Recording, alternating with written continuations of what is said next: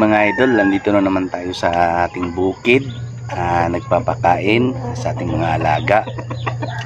Kararating lang natin galing sa duty, sabay diretso dito bago magpahinga. Unahin natin papakain sa ating mga alaga bago tayo uuwi sa bahay para magpahinga. Konting tulog lang, mamaya balik na naman tayo ulit dito.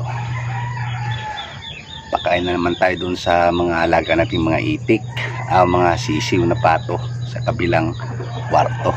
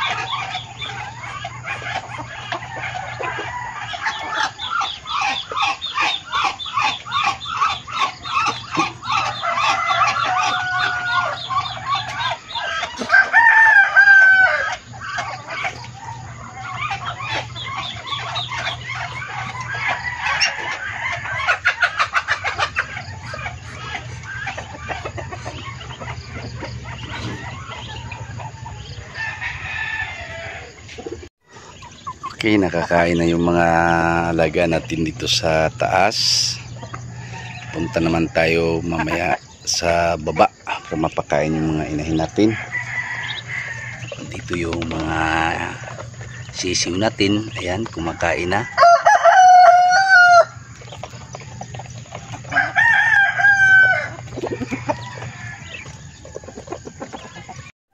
Mga idol, maya balik naman tayo dito ulit para masundo naman ulit natin itong mga manok dito, mga pato, at tayo iuwi muna sa bahay na makapagpahinga. Bye bye.